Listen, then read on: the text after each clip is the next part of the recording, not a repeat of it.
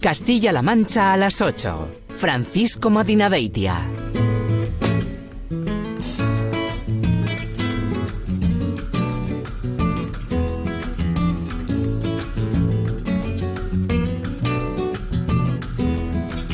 Bueno, dijo la gran científica Marie Curie, nada en la vida es para ser temido, es para ser comprendido. Es el momento de entender más para temer menos. De la curiosidad y del deseo de comprender hablamos hoy en este Habrá que investigarlo en Castilla-La Mancha a las 8, como cada miércoles con Miguel Ángel Pérez Lucas. ¿Cómo estás, Miguel Ángel? Hola, Pachi, muy bien, encantado. Hoy en la antesala de la Semana de la Ciencia y la Tecnología, en formato, tertulia, con invitados, con los que vamos a conversar de la iniciativa más importante de divulgación científica en muchas comunidades autónomas, también aquí en Castilla-La Mancha. Así es, Pachi. Desde 2001 tiene lugar la Semana de la Ciencia y la Tecnología con dos objetivos: acercar la ciencia al público de todas las edades, y es una iniciativa que ya tiene una tradición en el grupo de divulgación científica del Hospital Nacional de Parapléjicos, que cada año por estas fechas ve una gran oportunidad para mostrar la importancia de la ciencia en la vida diaria, mostrar la actividad investigadora que llevan a cabo en este centro, que ya sabemos todos que cumple 50 años.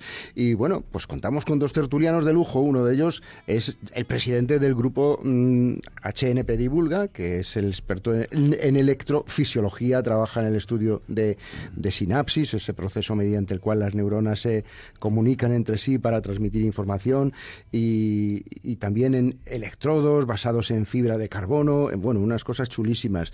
Voy a dar buenas noches a Hugo Vara. ¿Qué tal? Hola, buenas noches. ¿Qué tal? Y también tenemos a otro invitado, que es físico, estudió el movimiento browniano, que ya nos dirá qué es, algo así como cómo se mueven las partículas en un medio fluido, pero ya nos contará más cosas. Investigó en dispositivos ópticos con aplicación a automóviles y actualmente forma parte del equipo de neuroprotección en el Hospital Nacional de Parapléjicos, donde investiga en modelos matemáticos, uso de inteligencia artificial en imágenes, para, en fin, estudiar fármacos que eviten que mueran las neuronas, y ya nos contará más cosas. ¿Qué tal, Pablo? ¿Qué tal? Pablo Amezcua, buenas noches. Pues aquí te los presento, Pati. Pues muy bienvenidos. Vamos a empezar con información de servicio. No sé qué habéis preparado para este año en el grupo de divulgación científica del Hospital Nacional de Parapléjicos. ¿Dónde y cuándo darnos todas las Ws que decimos en la Facultad de Periodismo? El quién, el qué, el cómo, el cuándo, el por qué, todas estas Ws. ¿Dónde y cuándo es esas citas? Pues este año esas citas son 2 fines de semana, que son el 8 y 9 de ahora de noviembre, viernes y sábado, en el Polígono de Toledo, en el Paseo de Federico García Lorca, y el viernes 15 en la Plaza de Zocodover.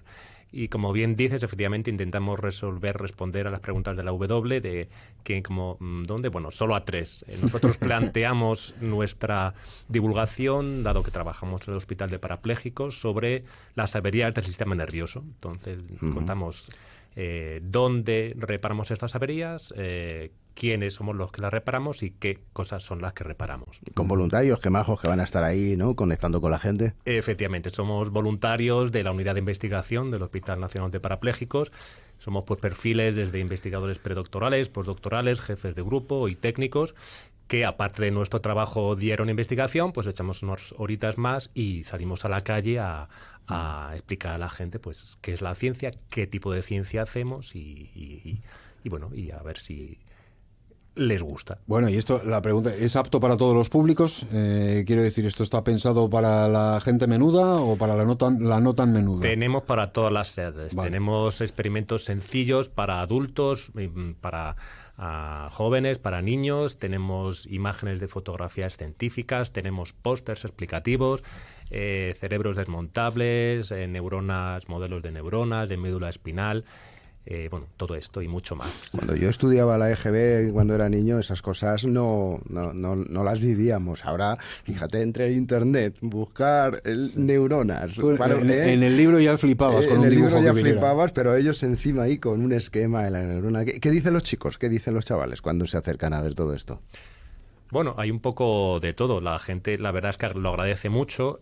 Los más pequeños tienen más imaginación en preguntar cosas, son un poco más salvajes, no tienen filtros y te bombardean a preguntas para las que a veces te cuesta responder. Los adultos suelen ser más comedidos, le dan más vergüencilla preguntar cosas. pero con ellos se entablan conversaciones más interesantes y se profundiza un poco más sobre los aspectos de la ciencia.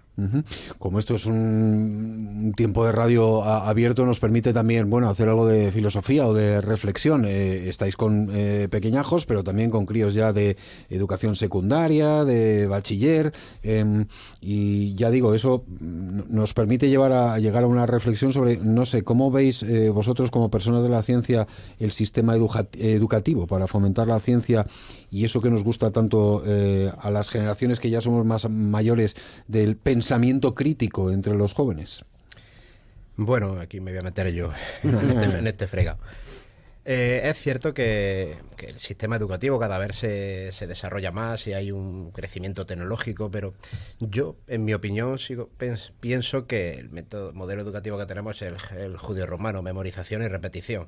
No despierta esa criticidad que tienen que tener los jóvenes para discernir.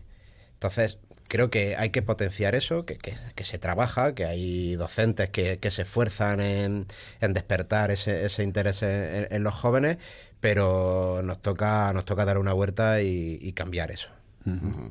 Bueno, vosotros la verdad es que habéis desarrollado y estáis desarrollando un montón de iniciativas de divulgación científica, no solo esta Semana de la Ciencia, cuando no es esto, es la Semana del Cerebro, lo de la mujer y la niña y la ciencia, las neurocharlas, que recientemente hablábamos con Pablo de una neurocharla que estuvo haciendo en Utopía, aquí cerca del polígono.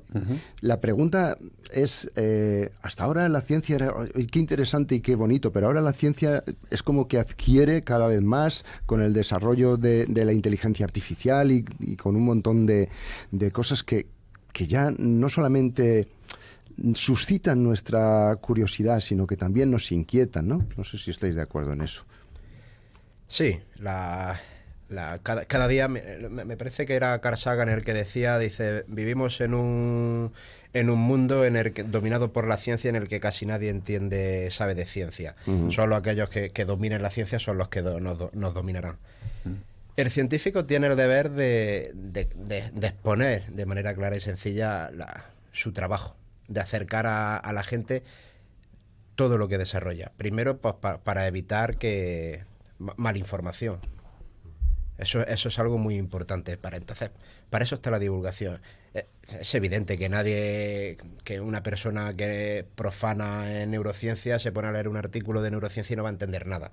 Para eso está la divulgación, y esa es la labor que tiene, para mí, una de las labores que tiene que tener el científico, que es la de comunicar su trabajo. Es difícil muchas veces transmitir conceptos complicados de una manera rigurosa y precisa y claro. Eso, como decía un amigo, es un arte. Entonces es complicado, pero hay que hacerlo y hay que estar ahí y cada vez que se pueda comentarlo y transmitirlo y hacer que la gente participe, porque una persona informada, una persona crítica hace que se desarrolle el país mucho mejor. Hay que picar piedra, ¿no? Hay que picar piedra. Hay que picar piedra. Iba a decir lo de dar esa batalla por ir al topicazo, pero, joder, si lo planteamos en términos bélicos quedaría peor. Dejémoslo en lo de picar piedra, que yo creo que es más oportuno, más adecuado. Esta semana también intenta responder preguntas neurocientíficas, claves del sistema nervioso. ¿Cómo le explicamos a alguien qué se repara, lo que íbamos antes de las W, qué se repara, cómo se repara, dónde se repara? ¿Esto cómo se explica a los profanos que decía Pablo? Bueno, el dónde se repara, en particular, pues es en la unidad de Esa investigación es más fácil. del Hospital de Parapléjicos. Esto es más sencilla. Y ¿qué se repara? Bueno, ahí contamos un poquito las distintas áreas de investigación que tenemos en el Hospital de Parapléjicos y, bueno, quién se ocupa de cada cosa y cuáles son las perspectivas en cada una de ellas. También, bueno, pues cuáles son las técnicas que usamos para pues hacer investigación, microscopía, citometría, bueno, un montón de cosas que tienen unas palabras que pueden sonar un poco más complicadas, pero para eso estamos ahí, para que vengan y nos lo pregunten. ¿Me he dejado algo? Hemos dicho... No sé si es el dónde, el cómo y el qué. Y preguntamos. el qué, sí, bueno, efectivamente las distintas patologías que van asociadas a la lesión medular y otros temas de investigación que tratamos. Ujú. Bueno, hablaremos de neurociencia, pero vamos a abrir un poquillo el foco porque hay ¿qué temas de investigación actuales en el mundo os están pareciendo especialmente relevantes y sensibles para el futuro de la humanidad y que también hay que darlos a conocer en los términos apropiados? Tú o yo me da igual. Bueno, antes de entrar aquí en el estudio de la inteligencia artificial. Hemos tenido una que esto tertulia está- casi antes, Chapachi. ¿Ah, Venimos sí? ya como calentados. Con carrerilla, ¿no? Con carrerilla, sí. Pero también perdón. terapias génicas, vacunas, a cuanto a cosas biológicas, pero también, bueno, pues en términos físicos seguro que hay cosas interesantísimas. Hombre, para mí una principal el cambio climático. Hay que hacer muchos esfuerzos en toda la lucha para evitar este cambio climático que ahora mismo está en boca de todos, de una manera directa, no indirecta, pero lo estamos viviendo. Y yo creo que esto también remite directamente a las fuentes de energía, ¿no? Claro, fuente de energía. Y uno que está también, lo hemos visto este año en los premios Nobel, que es la inteligencia artificial. ¿Qué camino va a tomar la inteligencia artificial? Luego, hay muchos campos dentro de la física, de la química, de las matemáticas, que se van a desarrollar. Pero para mí, principalmente, yo lo resumiría en 3-4: cambio climático, inteligencia artificial, terapia génica, medicina de precisión, rechazo a fármacos, nuevas terapias, porque al final esto va a ser una multidisciplinariedad. La inteligencia artificial dice que nos va a ayudar a realizar nuevos fármacos y demás. Para mí los tiros van por ahí: nuevas energías o obtención de energías limpias. Lo que parece que va a llegar muy cerca, que es la central nuclear de fusión nuclear. Tenía un profesor de física que decía que el tiempo en el que se va a poner en marcha una central nuclear de fusión era una constante universal. Siempre eran 10 años. Esto, como Porque se dice en pero Twitter, vas con como se dice en Twitter, da igual cuando lo pongas, ¿no? Cuando Pero sí, siempre. parece que cada vez ya está más cercana. Me parece que China ya está construyendo un reactor. En Francia hay un proyecto europeo junto con Estados Unidos que se llama el Tokamak, donde se está desarrollando, donde ya se ha conseguido desarrollar la fusión. Y bueno, y otro que también está muy en boga, y tenemos aquí al señor Elon Musk mandando cohetes, la búsqueda de llegar a otros planetas. Y ya no solo de buscar otros planetas, de llegar a otros planetas como puede ser Marte, sino buscar planetas donde que pueda albergar vida, que puedan ser habitables. Todos tienen miedo de que se pueda acabar el planeta. Bueno, estando tan parece que cerca está más de cerca Trump, que ahora nunca, y que diga- el binomio Trump No Elon nos asustes, Musk, Miguel Ángel, ¿cómo- por favor. la pregunta es muy sencilla. El binomio Trump Elon Musk, ¿cómo puede repercutir y de qué manera en la ciencia? Yo ahí lo dejo. Bueno, no sé, a mí da la impresión de que Trump y la ciencia no tienen muy buena relación, pero estando Elon Musk de por medio, pues seguramente le influirá bastante. O sea, será un tira y afloja entre pues las negativas y los... Es que Elon Musk que tiene Neuralink, desarrollando proyectos de interferencia cerebro-máquina, tiene los coches inteligentes, que yo creo que va a tener un problema con el desarrollo de la inteligencia artificial y con las baterías. Luego la ética de si un coche de estos vamos a llamar inteligente, atropella a una persona, ¿de quién es la culpa? Del que compró el coche, del que lo hizo, del que hizo el programa. Claro. Tiene cohetes, tiene... ¿Qué le falta? Ya está metiéndose en farmacéuticas. Y en contrapeso tiene a Trump, que dice que si te inyectas lejía, pues seguro para el COVID, ¿no? Se te quita el coronavirus, se te quitan las ganas de Y la vivir. vida, todo. Se te quita todo.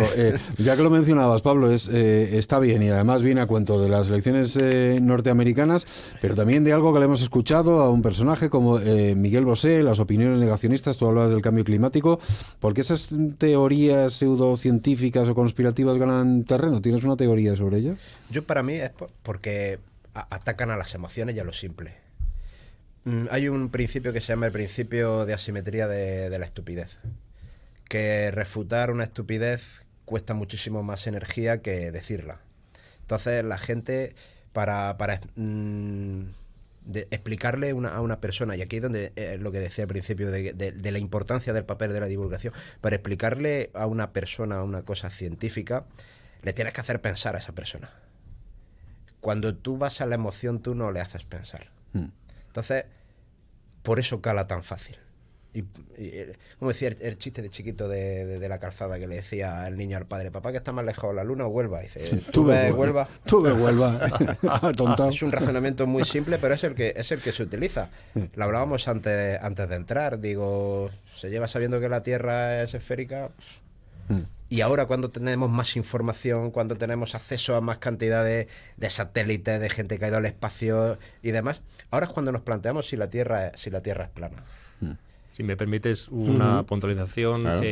Cuando has hablado de Miguel Bosé, bueno, porque ha salido este nombre en particular, pero hay que tener cuidado con los referentes que se usan para consultar los temas de los que uno desconoce. O sea, evidentemente yo a Miguel Bosé le iré a preguntar lo que fuera sobre la música, letras, conciertos, canciones. Efectivamente, pero no sobre COVID. A COVID iría a la Organización Mundial de la Salud o al Ministerio de Sanidad y diría: a ver, vamos a ver, las personas que están aburridas de estudiar esto, que se han visto en todos los problemas y han cometido todos los errores posibles y cuya experiencia ha surgido de todo esto, estos son los que saben. No Claro, cualquiera pero, que tiene fama por vete a saber tú qué cosa. Es muy interesante esa reflexión, ¿eh? Ya, Muy a claro. tener en cuenta, la subrayo ante todos los oyentes. O sea, yo si Pregunta quiero usted de lo que saber sabe. algo de física, se lo pregunto a Pablo, Claro. pero no se lo pregunto, yo que sé, a mi vecino del quinto que no hay. Pero eso es una cosa que pasa también, y son los altavoces. Mucha gente no sabe que existe dentro del Ministerio de Salud un grupo que está específicamente dedicado al control y ver cómo se desarrollan las epidemias. La gente lo que tiene acceso es el móvil, se mete en Twitter y ve X personas ¿Quién tiene más likes? que no sabe quiénes son, pero ve que tiene un alcance de, yo qué sé, 1,5 millones de personas, y dice: este es el que sabe. No, Claro. hay que ver Ese un probablemente poquito... sea el que tenga carisma, quizá. Precisamente está ese dicho de que cuando hay una inundación, y lo hemos vivido recientemente, una de las cosas que escasea es precisamente el agua potable, ¿no? Paradójicamente, pero el científico se posiciona cada vez más en ser una fuente potable de información ante toda esta avalancha de intoxicación informativa. ¿Cómo veis esa visión yo del creo que es una científico? responsabilidad que quizá anteriormente los científicos no teníamos, o bueno, o solamente las entidades responsables de ello, pero es verdad que a nivel individual deberíamos preocuparnos cuando oímos alguna conversación de temas que no están bien o que no son correctos, introducir y participar y decir: oye, mira, esto realmente no es así, si quieres os lo explico yo tranquilamente. Pero en general, hasta no hace mucho nos veían como bichos raros los científicos, y entonces, y como dice Pablo también, esa información cuesta procesarla y hay que dedicarle esfuerzo y tiempo. Entonces debemos un poco combatir eso. Lo que pasa que también necesitamos nosotros mismos aprender a hacerlo. Yo creo que la divulgación trata un poco de eso. Para mí, perdón, hay un hito, y es cuando aparece el COVID. Que se moría la gente por miles, y el mundo se encomienda a la ciencia para que se desarrolle una vacuna. Para mí hay un salto en el que la gente empieza a ver al científico como, ojo, que esta persona te puede salvar la vida. Luego ya le haremos más caso o menos caso, pero ahí hay un punto en el que la gente empieza a decir: ojo, esta persona hace cosas que en un futuro me pueden a mí servir. Otro debate que hay sobre la mesa, los dos lo habéis mencionado cuando nos hemos preguntado por hitos del presente y a futuro, en la próxima década. Inteligencia artificial, ¿cómo lo vemos esto? ¿Como herramienta para el progreso, como riesgo? ¿Cómo lo tomamos? ¿O simplemente es una herramienta y funcionará bien o mal en función de cómo la utilicemos? Claro, como tantas. Sí, yo creo que es básicamente así, sí. Es una herramienta muy potente que se ha desarrollado en muy poco tiempo, aunque como hablábamos de nuevo antes de entrar en el estudio, por lo visto, pues decía Pablo que los algoritmos en las que estaba basada, pues tienen ya unas cuantas décadas, pero no existía la potencia para que alcanzase todo este desarrollo. Y entonces es ahora cuando se ve que que hay que organizarse para ver cómo se usa. Para mí, lo decía al principio, depende de la persona que hay detrás. Al final es un programador, es un ingeniero, es un científico, hay alguien detrás y el uso que le dé. Nosotros en el hospital le damos un uso. Eso te iba a preguntar, cuéntanos cómo la utilizas, Pablo. Por ejemplo, en mi grupo hay más grupos que utilizan inteligencia artificial. La que nosotros utilizamos para identificar estructuras en la médula espinal, para identificar sustancia gris, para identificar neuronas, para ver cuando hay una lesión, ver qué zona es la que está lesionada, estructuras más internas como puede ser el epéndimo.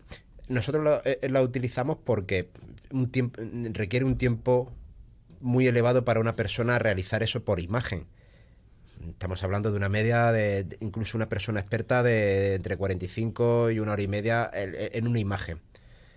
Tenemos miles. Una vez que está la inteligencia artificial entrenada, en un segundo te las analiza las 1000. Y el error es mínimo.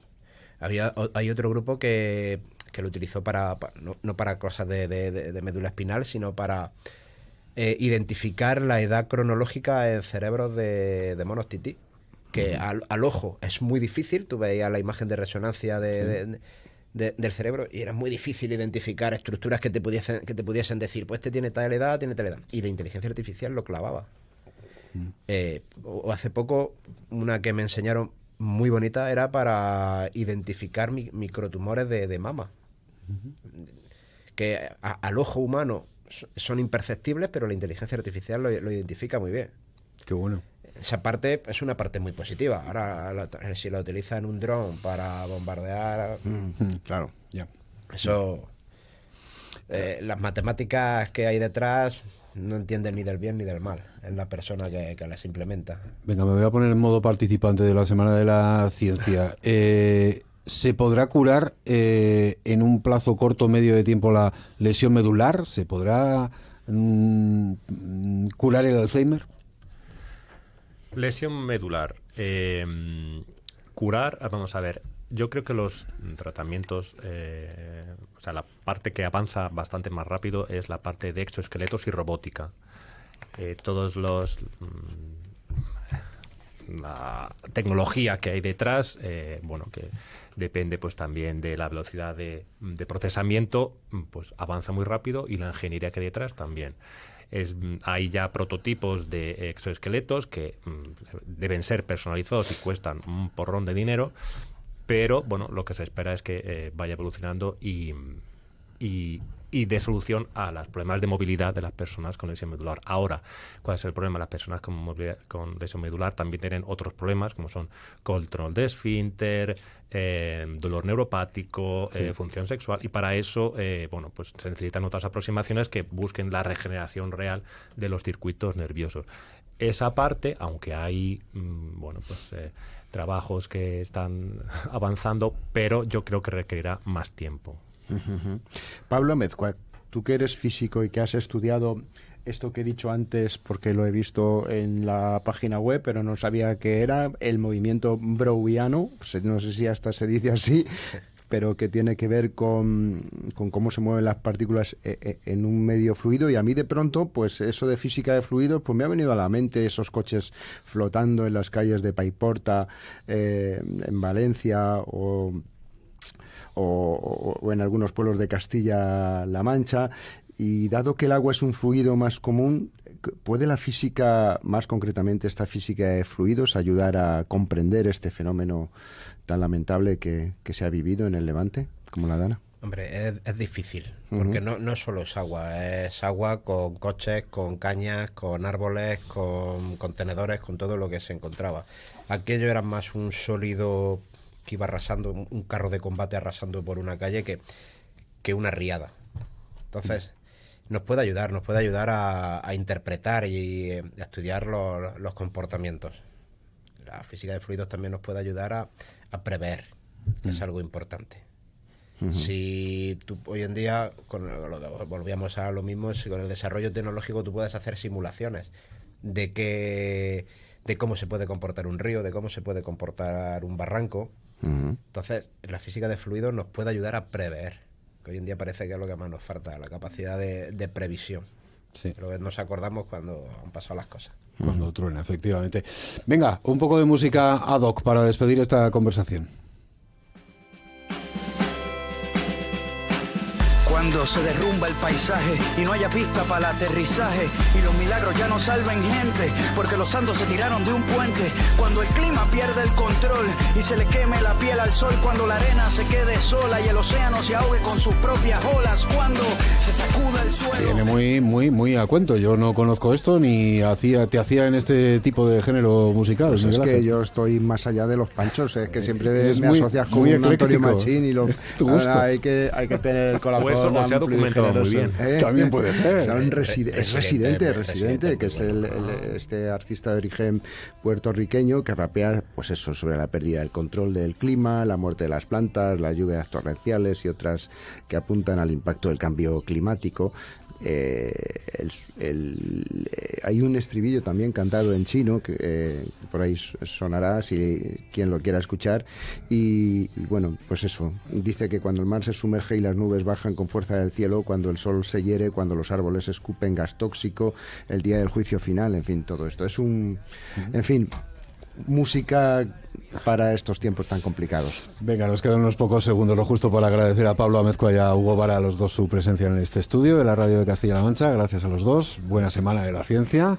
Gracias a vosotros. Muchas gracias. Y Miguel Ángel, hablamos la semana que viene. Un placer.